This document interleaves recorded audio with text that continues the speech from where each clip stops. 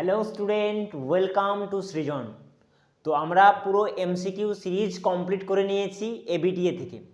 আজকের ভিডিওটা বেসিক্যালি আমরা এসিকিউ সম্পর্কে বলবো, অর্থাৎ এসিকিউ এর প্রত্যেকটা স্কুলে আমি প্রশ্নগুলো রেখে দেখো SC9 SC30 এভাবে আমি প্রত্যেকটা নিয়েছি।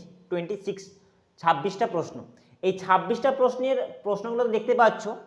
এর সঙ্গে তোমাদের কি বলবো, আমি অ্যান্সারগুলো বলে দেবো, ঠিক আছে। টেলিগ্রামে তোমাদের অলরেডি আগে আমি তোমাদের আপডেট দিয়ে দিয়েছিলাম যে এসিকিউ তোমাদের সিরিজ আসছে, সেটা শুধু প্রশ্ন নয়, তার সঙ্গে অ্যান্সারও, এবং তার সঙ্গে এদের আর একটা বেনিফিট তোমরা পেয়ে যাচ্ছ, টেলিগ্রামে এর পিডিএফটাও তোমরা সঙ্গে সঙ্গে পেয়ে যাবে, ঠিক আছে। তো এই ছিল এসিকিউ এর ভিডিও। এসিকিউ এর ফার্স্ট প্রশ্ন থেকে আজকে লিখেছি যে ভ্যাসেকটমি কাকে বলে, এবং লাস্টে তোমাদের এসে কোন অ্যান্টিবডি অ্যালার্জি প্রতিরোধ করে। এটা বলার পর আমি আর একটা বলছি অ্যানাউন্সমেন্ট, যে তোমাদের অনেকে রিভিশনটা করছো, মোটামুটি ভালোই চলছে আশা করি তোমাদের রিভিশনটা, বায়োলজি রিভিশনটা। যাদের রিভিশনটা এখনও ঠিকঠাক করছো না তারা জলদি করো, কারণ সময় যেহেতু অনেক কম তোমাদের হাতে, ঠিক আছে। আর যারা রিভিশন প্লাস কমপ্লিট করে নিয়েছো তাদের জন্য বলছি যে তোমাদের একটা টেস্টের আমি ব্যবস্থা করছি, টেলিগ্রাম গ্রুপের মধ্যে চলে আসবে, ঠিক আছে। তো টাইমটা মেনশন করে দেবো যে কটার থেকে তোমাদের এক্সামটা দিতে হবে। তোমরা কি করবে, সেইটা ডাউনলোড করবে। ডাউনলোড করার পর তোমরা যেভাবে উচ্চ মাধ্যমিক পরীক্ষা দাও সেই রকমভাবে তোমরা পরীক্ষা দেবে, এবং পার্সোনালি তুমি আমাকে কি করবে, সেই খাতাগুলো আমাকে সাবমিট করবে, ঠিক আছে। আমার কাজ কি হবে, সেই খাতাগুলোকে দেখার, ভালো করে চেক করে যেখানে যেখানে ঘাটতি সেটাকে তোমাদের আমি তুলে ধরবো, ঠিক আছে। এতে কি হবে, তোমাদের এইচএস আসার আগে একটা প্রিপারেশন অলরেডি হয়ে যাবে, ঠিক আছে। তো চলো ভিডিওটা লং না করে শুরু করি আজকের ফার্স্ট কোয়েশ্চেন ভ্যাসেকটমি থেকে। যদি তুমি প্রথম ভিউয়ার হও তাহলে অবশ্যই চ্যানেলটাকে সাবস্ক্রাইব করবে, ভালো লাগলে লাইক দেবে এবং বন্ধুদের মধ্যে শেয়ার করবে, ঠিক আছে। তো চলো ভ্যাসেকটমি কাকে বলে ফার্স্ট প্রশ্ন দিয়ে তোমাদের। ভ্যাসেকটমি প্রশ্নটা এসছে হিউম্যান রিপ্রোডাকশন থেকে, তাই তো, মানুষের জনন থেকে এই কোয়েশ্চেনটা এসছে, মানুষের জনন। এটা হচ্ছে SC9। ইউটিউবে হয়তো প্রথম আমি এভাবে বলছি, সবাই তো জাস্ট মুখে মুখে বলে দিয়েছে। আমাদের এই চ্যানেলে বোধহয় ফার্স্ট হচ্ছে যে কেউ এসিকিউ এর অ্যান্সার শুদ্ধ তোমাদের এই ভিডিওটা কমপ্লিট করাচ্ছে, ঠিক আছে। ইউটিউবে আমার মনে হয় না যে এমন কোনো চ্যানেল আছে এখন পর্যন্ত। তো ফার্স্ট, ভ্যাসেকটমি কাকে বলে। তোমরা জানো ভ্যাসেকটমি কি না, এটা একটা শল্য চিকিৎসার মাধ্যমে কি করা হয় না, পুরুষের যদি ভাস ডিফারেন্স কাটা হয়, ঠিক আছে। কি করে হয় আমি বলি একটু। ধরো এটা শুক্রাশয়, শুক্রাশয় থেকে নালী বার হয়ে গেছে, ভাস ডিফারেন্স, ঠিক আছে। এখানে কি করা হয়, প্রথমে দুই অংশকে বেঁধে কি করা হয়, কাট ডাউন করা হয়, ঠিক আছে, কাটা হয়। তো ভ্যাসেকটমি কি বলবা না, ভ্যাসেকটমি হচ্ছে একটা পদ্ধতি কার ক্ষেত্রে না, পুরুষের শুক্রনালী বা ভাস ডিফারেন্সকে কেটে বেঁধে দেওয়ার পদ্ধতিকে তুমি বলতে পারো ভ্যাসেকটমি। কাদের ক্ষেত্রে করা হয়, পুরুষের ক্ষেত্রে করা হয়। এটা কি পার্মানেন্ট, স্থায়ী? হ্যাঁ, এটা একটা স্থায়ী গর্ভনিরোধক পদ্ধতি, ঠিক আছে। কি হবে না, অবশ্যই এতে প্রেগনেন্সি হওয়ার কোনো সম্ভাবনা থাকবে না। আর একটা তোমরা এতে অ্যাড অন করতে পারো যে কেবলমাত্র ভ্যাসেকটমি একটা পদ্ধতি যেটাতে কি করা হয় না, পুনরায় আগের অবস্থায় ফিরে আসার যে কন্ডিশন সেটা খুবই খুবই কম থাকে, ঠিক আছে। যে পুনরায় যদি ভাবে যে এটাকে জোড়াবো, সেটা কিন্তু খুবই কম পরিমাণ এর চান্স থাকে। তো এখানে ভ্যাসেকটমি। নেক্সট কোয়েশ্চেন দেখো, একটি ছত্রাক জৈব নিয়ন্ত্রণ প্রতিনিধির নাম কি। এই প্রশ্নগুলো কোত্থেকে ধরেছি আমি সব বলছি, এবিটিএ SC9 থেকে। যে একটি ছত্রাক জৈব নিয়ন্ত্রণ প্রতিনিধির নাম কি, আমি অ্যান্সার লিখে রেখেছি অলরেডি, ট্রাইকোডার্মা ভিভিডি, ঠিক আছে। বা ট্রাইকোডার্মা তুমি এতটুকু লিখো তাও তোমাদের অ্যান্সারটা মিলে যাবে। ট্রাইকোডার্মা যদি বলো তা সেটাও হয়ে যাবে, ঠিক আছে। নেক্সট, ফাইলেরিয়াসিস রোগের জন্য দায়ী জীবের নাম লেখো। ফার্স্ট জানতে হবে যে ফাইলেরিয়াসিস কি। ফাইলেরিয়াসিস একটা রোগ যাকে তোমরা জানো গোদ বলেও চেনো, এর আরেক নাম বলতে পারো গোদ। গোদ হয়তো তোমরা সবাই দেখেছো প্রায়, এটা কমন হয়ে গেছে এখন, ফাইলেরিয়াসিস। তো ফাইলেরিয়াসিস রোগের জন্য কে দায়ী না, দায়ী হচ্ছে উচিরিয়া ব্যানক্রফটি, ঠিক আছে। লিখার পর নিচে অবশ্যই কি করবা, দাগটা দিয়ে দেবা। ফাইলেরিয়াসিস একটা পরজীবী, মানে সাধারণত কি হয় না, স্যাঁতসেঁতে এলাকা বা স্যাঁতসেঁতে প্রকৃতিতে এদের উদ্ভব বেশি ঘটে, ঠিক আছে। তো বস্তির মধ্যে এইসব জিনিস দেখা যায় বেশি। তুমি যদি লক্ষ্য করো যে যেখানে একঘেয়ে লোক রয়েছে বা স্যাঁতসেঁতে এলাকা রয়েছে, সেই এলাকার মধ্যে কিন্তু গোদ কৃমির প্রকোপটা সব থেকে বেশি, বা ফাইলেরিয়াসিস বলতে পারো। নেক্সট, সহপ্রকটতার উদাহরণ দাও। এই কোয়েশ্চেনটা অনেকবার এসে, সহপ্রকটতার উদাহরণ দাও, ইম্পর্টেন্ট কোয়েশ্চেন আমার মতে এই উচ্চ মাধ্যমিক পরীক্ষার ক্ষেত্রে। যে সহপ্রকটার উদাহরণ তোমরা দিতে পারো এবিও ব্লাড গ্রুপ, ঠিক আছে, কি বলতে পারো এবিও ব্লাড গ্রুপ দিতে পারো, এমএন ব্লাড গ্রুপ দিতে পারো, বা রুন যে শ্রেণী রয়েছে সেটাও তোমরা দিতে পারো, ঠিক আছে। সহপ্রকটা কি, সহপ্রকটা মানে জাস্ট একটা জিনের কি বাহ্যিক মরফোলজি কিছু চেঞ্জেস আসবে, ঠিক আছে, যেমন এবিও এমএন ব্লাড গ্রুপ বলতে পারো, এটা সহপ্রকটা উদাহরণ। মনে রাখবা ABO blood group MN blood group দুটো মনে রাখলে হয়ে যাবে আশা করি, ঠিক আছে। কিন্তু এটা ইম্পর্টেন্ট কোয়েশ্চেন, এটা কিন্তু ইম্পর্টেন্ট কোয়েশ্চেন 2024 উচ্চ মাধ্যমিক পরীক্ষার্থীর জন্য যারা দিচ্ছ। নেক্সট, লিঙ্কড জিন কাকে বলে? জিন কাকে যেমন জানো, জিন কোথায় থাকে সেটাও জানো আশা করি। না আমাদের যে ডিএনএ, যদি ডিএনএ বলা হয় সাধারণত ডিএনএ দেন কনডেন্স হয়, দেন তৈরি করে ক্রোমোজোম, তাই তো। ডিএনএ কনডেন্স হয়ে গেল, কনডেন্স হলো, দেন ক্রোমোজোম তৈরি করলো, ক্রোমোজোম দেখতে কেমন হয়, এরকম সাইড, ঠিক আছে। তোমরা জানো যে এটা হচ্ছে ডিএনএ, তাই তো। আবার এই যে কনডেন্স, এটা আবার দুভাগে ভাগ করা হয়, ইউক্রোম্যাটিন হেটারোক্রোম্যাটিন, সেটাও তোমরা জানো, ঠিক আছে, ইউক্রোম্যাটিন এবং হেটারোক্রোম্যাটিন। জিন কোথায় অবস্থান করে? না জিন ডিএনএর মধ্যে অবস্থান করে বলবা, বা ক্রোমোজোমের মধ্যে অবস্থান করে, এই অ্যান্সারটা আসতে পারে, ঠিক আছে। এর যে পুরো সংজ্ঞাটা, এই যে ভ্যাসেক্টমি তোমাদের মুখে বললাম, এর অ্যান্সারটা কিন্তু তোমাদের পিডিএফে খুব সুন্দরভাবে সাজানো থাকবে, ঠিক আছে, এটাই পার্থক্য। আমি জাস্ট তোমাদের একটা ওভারভিউ দিয়ে দিচ্ছি যে লিঙ্কজিন কি।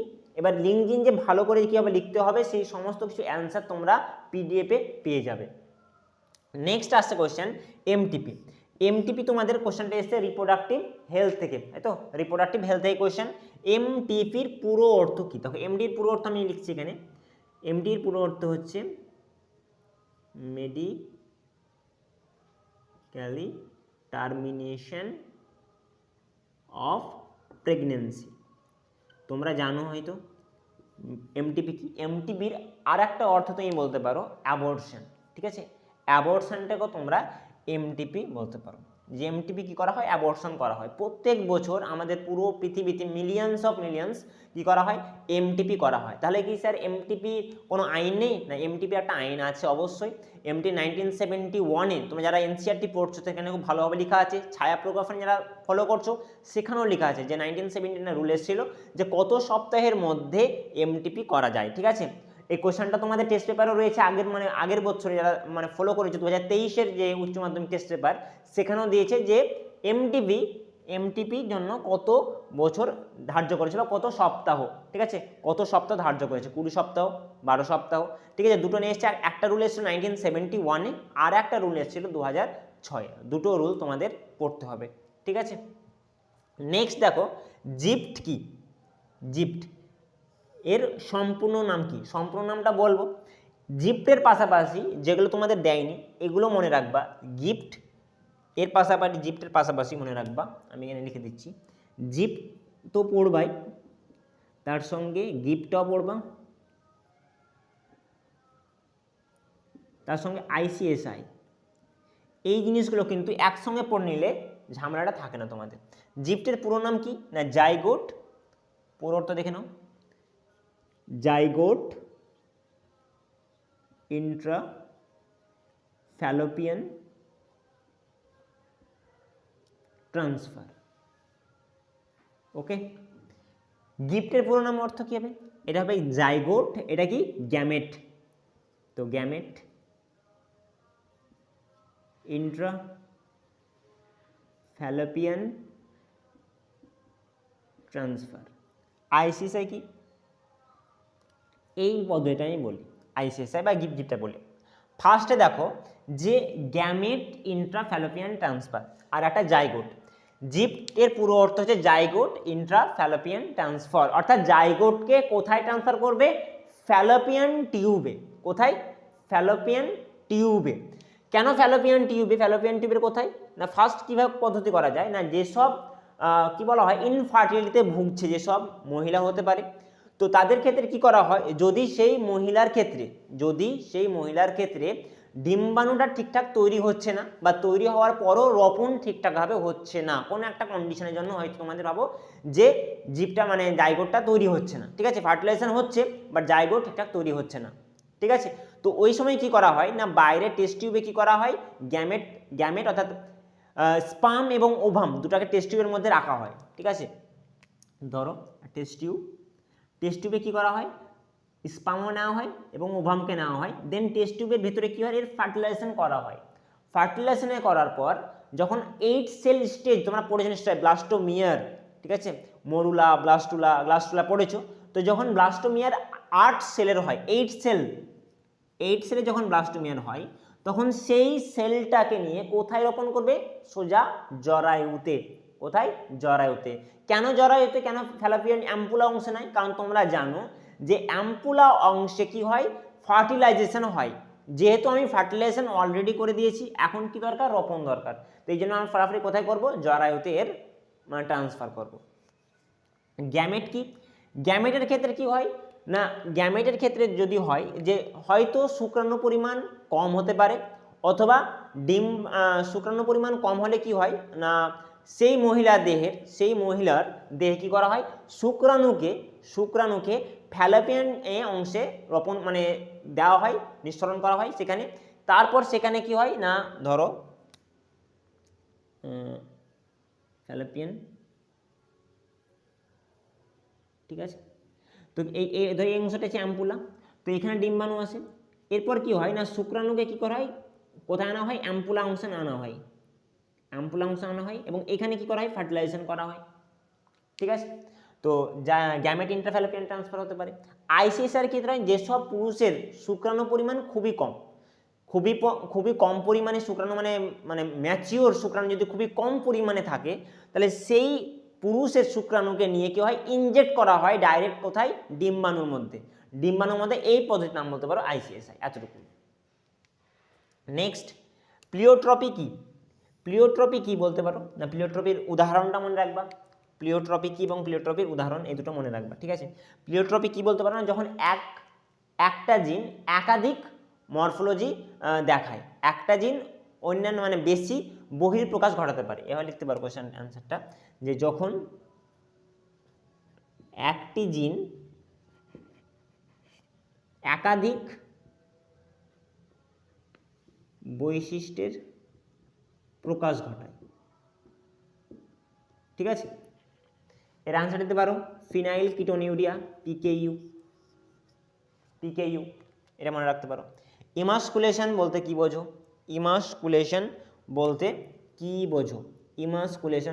বোঝো, এই কোশ্চেনটাও ইম্পর্টেন্ট তোমাদের জন্য, ঠিক আছে। যেগুলো আমি ইম্পর্টেন্ট দিচ্ছি সেগুলো কিন্তু ভালোভাবে নোট ডাউন করবে। ইমাস্কুলেশন কি, ইমাস্কুলেশনে কি করা হয় না, ধরো এই একটা ফুলের মধ্যে কেমন না, মেল এবং ফিমেল, অর্থাৎ পুংকেশর এবং গর্ভকেশর দুটোই প্রেজেন্ট আছে। তো এদের ক্ষেত্রে কি করা হয়, সেলফ পলিনেশন, আসলে এর কি রয়েছে অ্যান্সার, অর্থাৎ পলেন সৃষ্টি হবে। তো পলেন যাতে এই সেম ফুলে না পৌঁছায়, সেলফ পলিনেশনের হাত থেকে বাঁচার জন্য কি করা হয়, উভয়লিঙ্গ ফুলের পুংকেশরকে হটিয়ে দেওয়া হয়, পুংকেশরকে বাদ দিয়ে দেওয়া হয়, যে পদ্ধতি সেটা হচ্ছে ইমাস্কুলেশন, ঠিক আছে। কিসের জন্য না, সেলফ পলিনেশন রোকার জন্য, স্বপরাগযোগকে বন্ধ করার জন্য ইমাস্কুলেশন পদ্ধতি ইউজ করা হয়।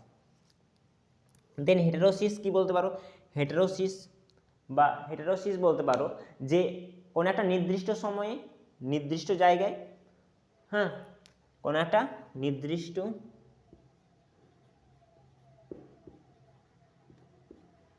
সময়ে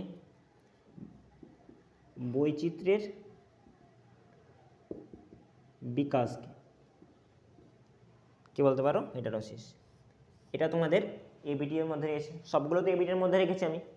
নেক্সট, ক্যাটালাইটিক কনভার্টার কেমন আমি বলি।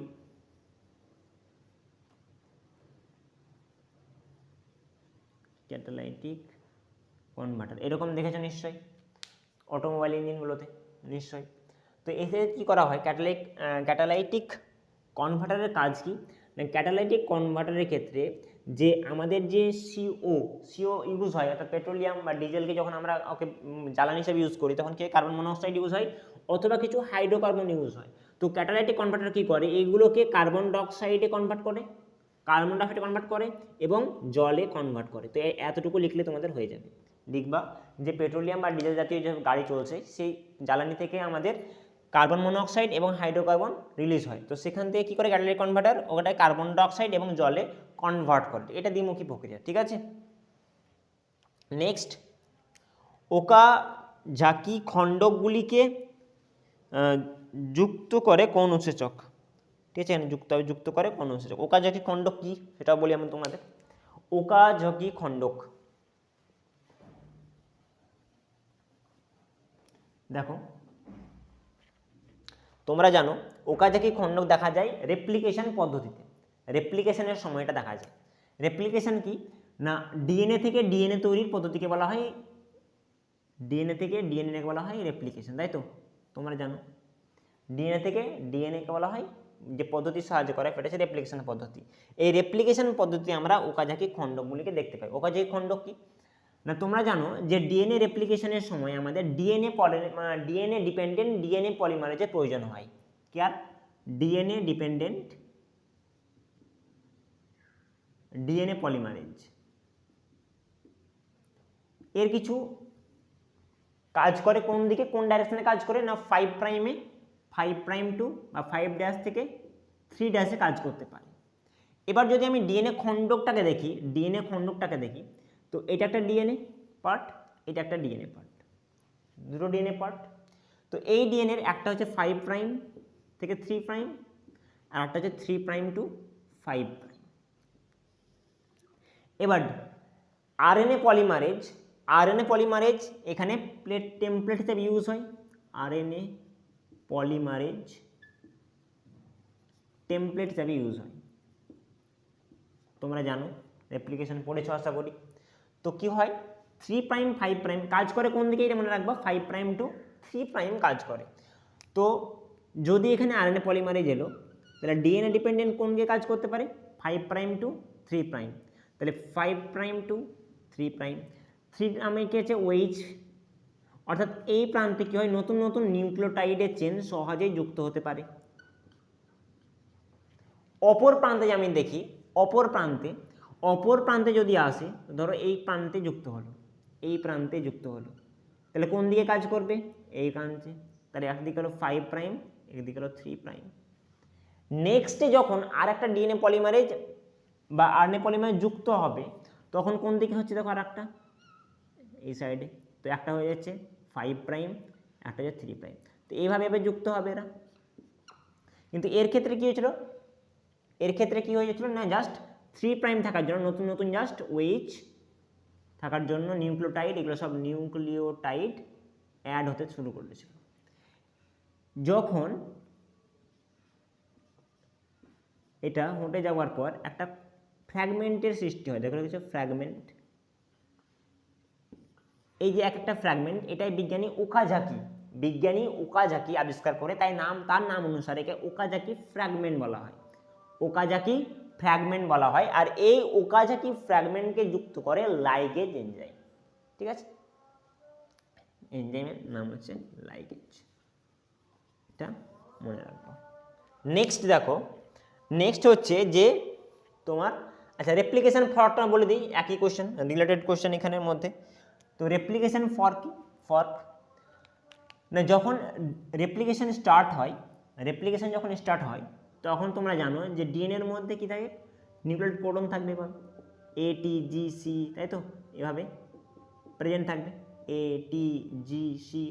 কোন পার্টটা হবে, যে পার্টটা ওপেন হবে তাকে বলে ORI সাইট, ধরো এই পার্টটা খুললো, তো দেখতে কেমন হবে, এইরকমভাবে, এরকম, তাই তো।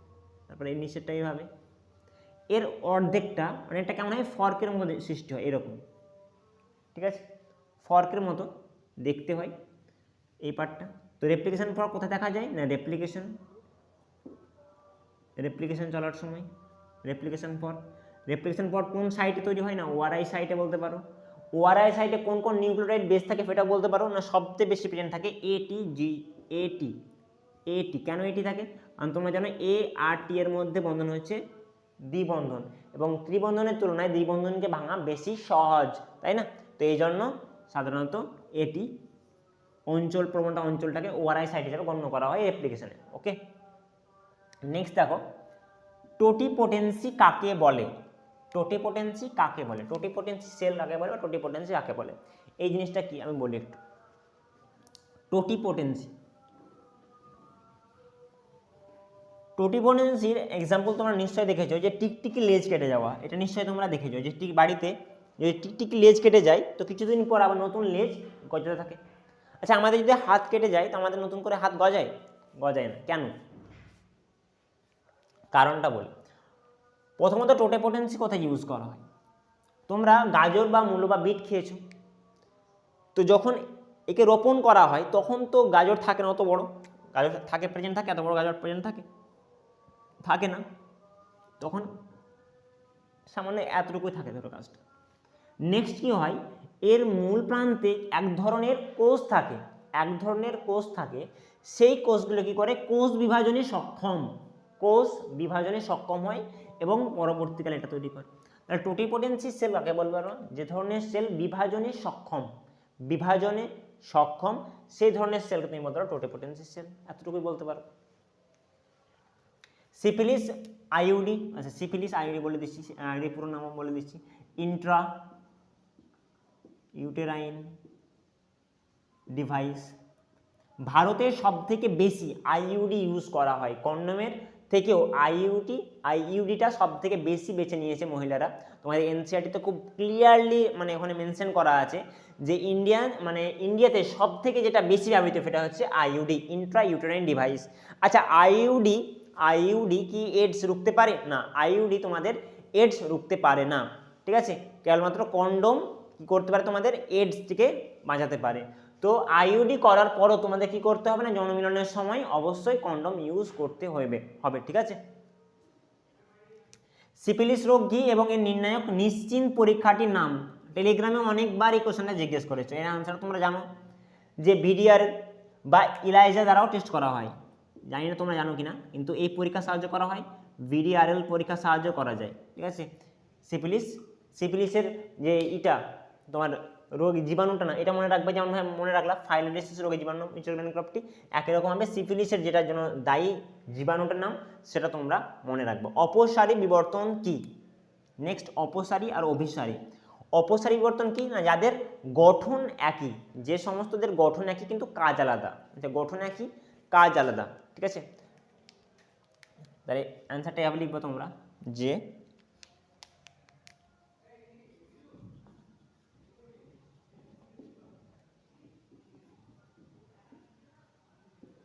যে সমস্ত উদ্ভিদের বা প্রাণীদের, ঠিক আছে, গঠনগত দিক থেকে একই হলেও, ঠিক আছে, কার্যগতভাবে আলাদা, ঠিক আছে। গঠনগত এক হলেও কার্য দিক থেকে আলাদা, এটা বলতে পারো। নেক্সট দেখো, ধারণ ক্ষমতা আর অসমরূপতাকে বলে, ধারণ ক্ষমতাকে বলে, একসঙ্গে বলে দিচ্ছি। ধারণ ক্ষমতা কি? ধারণ ক্ষমতা হচ্ছে যে কোনো নির্দিষ্ট সময়ে, কোনো নির্দিষ্ট স্থানে সর্বাধিক কত ধরনের প্রজাতি সেখানে ধারণ করতে পারে, সেইটাকে একসঙ্গে আমরা বলবো ধারণ ক্ষমতা। ধারণ ক্ষমতা কোনো একটা নির্দিষ্ট সময়ে নির্দিষ্ট স্থানে সর্বাধিক কোনো প্রজাতির ধারণ করার ক্ষমতাকে আমরা বলবো ধারণ ক্ষমতা, ঠিক আছে। রেড ডাটা বুক কাকে বলে? Red data book, green data book, blue data book, এগুলো তোমরা নিশ্চয়ই জানো। বলে দিচ্ছি রেড ডাটা বুক কি। রেড ডাটা বুক হচ্ছে এক ধরনের রেড ডাটা বুক, মানে বিরল এবং বিপন্ন প্রাণীদের সম্পর্কে রেড ডাটা সম্পর্কে ইউজ করা হয়। এখানে যেমন তোমরা জানো যে রেড পান্ডার মধ্যে পড়ে যায় রেড ডাটা বুকের মধ্যে। গ্রিন ডাটা, এর মধ্যে ব্লু ডাটা রয়েছে, ঠিক আছে। গ্রিন ডাটার মধ্যে অণুজীব রয়েছে। স্পারমিয়েশন বলতে কি বোঝো? আচ্ছা, স্পারমিয়েশন তোমরা জানো যে যখন স্পার্ম বা শুক্রাণু কি হয়, পরিণত হয়, অর্থাৎ স্পার্মাটিতে পরিণত হয়, তখন কি হয়, আমি দেখাচ্ছি সেল, ঠিক আছে। যখন স্পার্ম আসলে সার্টোলি সেল থেকে কি করে, সার্টোলি সেলের কাছ থেকে স্পার্মগুলো ম্যাচিওর হয়, অর্থাৎ পুষ্টি সংগ্রহ করে। সার্টোলি কোষের কাছে কেন পুষ্টি সংগ্রহ করে? ওরা তো পুষ্টি সাধারণত আমাদের কোথায় থাকে? পুষ্টি সাধারণত আমাদের ব্লাডে প্রেজেন্ট থাকে। তাহলে একটা স্পার্ম ব্লাড থেকে তো পুষ্টি নিতে পারে, কিন্তু কেন সার্টোলির কাছ থেকে নিতে পারে, মানে নিচ্ছে? প্রথমত তোমরা জানো যে স্পার্ম সাধারণত হয় হ্যাপ্লয়েড, আর আমাদের যদি ব্লাড বলো তো ব্লাডের সমস্ত কিছু কেমন আছে, সেলগুলো ডিপ্লয়েড সেল। তো সাধারণত ব্লাডের মধ্যে রয়েছে লিম্ফোসাইট, ঠিক আছে, বা ডাব্লিউবিসি বলতে পারো শর্টকাটে, যে ডাব্লিউবিসি রয়েছে। ডাব্লিউবিসি কি করে, সেটা যেহেতু আমাদের হ্যাপ্লয়েড প্রকৃতির, তাই হ্যাপ্লয়েড হিসাবে এগুলোকে মেরে ফেলে। তোমরা নিশ্চয়ই জানো যে ফ্যাগোসাইটোসিস পদ্ধতির সাহায্যে এগুলোকে মারা যায়। কোথায়, যখন তোমার যে রিপ্রোডাকশন বা ফার্টিলাইজেশনে, সেই সময় তোমার ফ্যাগোসাইটোসিস পদ্ধতির সাহায্যে করা যেতে পারে। তো সার্টোলিকাস থেকে নেওয়ার একটাই কারণ, যেহেতু স্পার্ম হচ্ছে হ্যাপ্লয়েড, আর সাধারণত আমাদের যে সেলগুলো আছে ডাব্লিউবিসি সেলগুলো সেটা ডিপ্লয়েড প্রকৃতি, ঠিক আছে, এবং ফ্যাগোসাইটিস পদ্ধতির সাহায্যে স্পার্মগুলোকে মেরে দেবে। এই জন্য কী করে, ব্লাড ব্যারিয়ার হিসাবে কাজ করে সার্টোলিস সেল। সার্টোলিস সেল কী করে, যে ব্লাড থেকে পুষ্টি সংগ্রহ করে এবং স্পার্মকে প্রোভাইড করে, ঠিক আছে, ব্লাড থেকে সমস্ত কিছু পুষ্টি সংগ্রহ করবে এবং কাকে প্রোভাইড করবে, স্পার্মকে প্রোভাইড করবে। তো এই জন্য ব্লাড ব্যারিয়ার হিসাবেও সাধারণত সার্টোলিকোস ইউজ হয়। তো স্পার্মিয়েশন বলতে পারো যে যখন শুক্রাণু পরিণত হয়ে যায় তখন সার্টোলিকাস থেকে বেরিয়ে ও যখন কোথায় আসতে ভাস ডিফারেন্সে অগ্রসর হয়, তখন সেটাকে বলতে পারো স্পার্মিয়েশন। প্রোক্যারিওটিক কোষের এইউজি কোন অ্যামাইনো অ্যাসিডকে, প্রোক্যারিওটিক কোষের এইউজি কোন অ্যামাইনো অ্যাসিডকে সূচিত করে? এই কোশ্চেনটা কালকেও একজন জিজ্ঞেস করেছিল যে প্রোক্যারিওটিক কোষের, ও লিখেছিল যে প্রোক্যারিওটিক কোষের কোথায় অ্যামাইনো অ্যাসিড বা ওখানে লিখেছিল যে প্রোটিন সংশ্লেষ করা হয়, ঠিক আছে। তো অ্যান্সারটা এরকম হবে যে প্রোক্যারিওটিক কোষের সাইটোপ্লাজমে, দুটোরই ক্ষেত্রে ইউক্যারিওটিক হোক আর প্রোক্যারিওটিক হোক, দুটোরই ক্ষেত্রে কি বলা হয়, ট্রান্সলেশন বা প্রোটিন সংশ্লেষণ কোথায় ঘটবে, সাইটোপ্লাজমে ঘটবে। যদি রেপ্লিকেশন এবং ট্রান্সক্রিপশন বলো, দুটো কিন্তু আলাদা আলাদা হয়ে যাবে। প্রোক্যারিওটিকের ক্ষেত্রে ট্রান্সক্রিপশন, রেপ্লিকেশন এবং ট্রান্সলেশন তিনটেই কোথায় হবে, তোমার সাইটোপ্লাজমে ঘটবে। ইউক্যারিওটিকের ক্ষেত্রে ট্রান্সক্রিপশন এবং রেপ্লিকেশন কোথায় হবে, নিউক্লিয়াসের মধ্যে, এবং নিউক্লিয়াস থেকে আরআরএনএ, এমআরএনএ এবং টিআরএনএ যখন বেরিয়ে আসবে নিউক্লিয়াস থেকে সাইটোপ্লাজমে, তখন সাইটোপ্লাজমে কি হবে, ট্রান্সলেশন স্টার্ট হবে। অর্থাৎ ইউক্যারিওটিক এবং প্রোক্যারিওটিক দুটো সেলেরই ক্ষেত্রে ট্রান্সলেশন বা প্রোটিন সংশ্লেষণ কোথায় হবে, তোমার সাইটোপ্লাজমের মধ্যে হবে। আর এই দুটোর মধ্যে যে ফার্স্ট এইউজি কোড, এটা কোন প্রোটিনকে বা কোন অ্যামাইনো সূচিত করে, সেটা হচ্ছে মিথিওনিন, মনে রাখবা, মিথিওনিন। দেন ইন্ট্রন আর এক্সনও বলে দিই। ইন্ট্রন আর এক্সন কি, ফার্স্ট দেখো ইন্ট্রন আর এক্সনটা, যে তোমরা জানো যে প্রোক্যারিওটিক সেল থেকে, ধরো এটা একটা প্রোক্যারিওটিক সেল, তো প্রোক্যারিওটিক সেলের যখন ডিএনএ থেকে, প্রোক্যারিওটিক সেলের সব কিছু সাইটোপ্লাজমের মধ্যে হয়, কারণ তোমরা জানো যে প্রোক্যারিওটিক সেলের নিউক্লিয়াস অনুন্নত প্রকৃতি, তাই তো। তো যখন ডিএনএ থেকে আরএনএ তৈরি হয় এবং আরএনএ থেকে কি করে হয়, প্রোটিন তৈরি হয়, তো ডিএনএ থেকে আরএনএ এবং আরএনএ ফাইল তোমরা জানো প্রধানত তিন ধরনের, তাই তো। কি কি, টিআরএনএ, এমআরএনএ এবং আরআরএনএ, এই তিনটি। প্রোক্যারিওটিকের ক্ষেত্রে ডাইরেক্ট কি হয়ে যায়, এমআরএনএ তৈরি হয়। কিন্তু ইউক্যারিওটিকের ক্ষেত্রে যদি আমি বলি, তো ইউক্যারিওটিকের ফার্স্ট কি হবে, ডিএনএ থেকে আরএনএ অর্থাৎ আরএনএ তৈরি হবে। এমআরএনএর ক্ষেত্রে আগে কি হয়, এইচএনআরএনএ তৈরি হয়। কি তৈরি হয়, এইচএনআরএনএ। এখন এইচএনআরএনএ ধরো এটা 3 প্রাইম টু 5'। এই এইচএনআরএনএ এর মধ্যে কিছু পরিমাণে কি থাকে, ইনফরমেশন প্রেজেন্ট থাকে। ধরো কিছু পার্টে ইনফরমেশন প্রেজেন্ট থাকে, কিছুতে ইনফরমেশন প্রেজেন্ট থাকে না। এইচএনআরএনএ এর মধ্যে কিছু পার্টে কি থাকে, ইনফরমেশন প্রেজেন্ট থাকে, আবার কিছু পরিমাণে ইনফরমেশন প্রেজেন্ট থাকে না।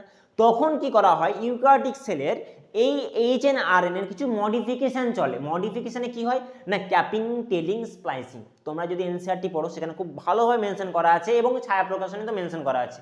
ক্যাপিং, টেলিং, স্প্লাইসিং কি করা হয় না, এখানে যে নন ইনফরমেটিভ কোনো যেখানে ইনফরমেশন থাকছে না সেই অঞ্চলগুলোকে বাদ দিয়ে একটা ইনফরমেশন, যদি কেবলমাত্র আরএনএটাকে আমরা কি বলবো, এমআরএনএ। তোমরা জানো মেসেঞ্জার আরএনএ, যার মধ্যে সব কিছু কোড লেখা থাকে, তাই তো, কোডগুলো লেখা থাকে যে কোন ধরনের প্রোটিন তৈরি হবে। ফার্স্টকে থাকবে এইউজি এবং লাস্টে থাকবে স্টপ কোডন, ঠিক আছে, স্টপ কোডন তিনটি, সেটা তোমরা জানো। তো এই যে ইনফরমেশন প্রেজেন্ট থাকছে না সেই পার্টটাকে তুমি কি বলতে পারো ইন্ট্রন, আর যে পার্টগুলো ইনফরমেশন প্রেজেন্ট থাকে সেটাকে তুমি বলবো কি এক্সন। ঠিক আছে, ইন্ট্রন এবং এক্সন। ইন্ট্রন এবং এক্সন কার ক্ষেত্রে তুমি দেখতে পাবে, কেবলমাত্র ইউক্যারিওটিক সেলের ক্ষেত্রে। প্রোক্যারিওটিক সেলের ক্ষেত্রে কিন্তু ইন্ট্রন পার্টটা অ্যাবসেন্ট থাকে। এই পার্টটা প্রোক্যারিওটিক সেলের কেবলমাত্র একটা অংশে তুমি ইন্ট্রনকে খুঁজে পাবে, কোথায় বলো তো, সাধারণত প্রিমিটিভ ব্যাকটেরিয়া। প্রিমিটিভ ব্যাকটেরিয়া সাধারণত বলা হয় তোমার মিথানোজেন ব্যাকটেরিয়া বলতে পারো, বা এক কথায় বলতে পারো আর্কি ব্যাকটেরিয়া। আর্কি ব্যাকটেরিয়া হচ্ছে প্রিমিটিভ ব্যাকটেরিয়া, মানে পৃথিবীতে যখন প্রথম এসেছিল যেসব ব্যাকটেরিয়া উদ্ভব হয়েছিল তাদেরকে বলা হয় আর্কি ব্যাকটেরিয়া। তো আর্কি ব্যাকটেরিয়ার মধ্যে তোমরা পড়েছো যে মিথানোজেন ব্যাকটেরিয়া মিথেন গ্যাস তৈরি করে, তারপরে থার্মো অ্যাকোয়াটিকাস, তাই তো, থার্মো অ্যাসিডোফিলিস ব্যাকটেরিয়া পড়েছো, থার্মাস অ্যাকোয়াটিকাস, ট্যাক পলিমারেজ পড়েছো, পিসিআরে সাহায্য হয়। এরকম করে হ্যালোফিলিস ব্যাকটেরিয়া, ঠিক আছে, হ্যালো ব্যাকটেরিয়াম সাধারণত সল্ট এরিয়া বা ডেড সির মধ্যে প্রেজেন্ট থাকে।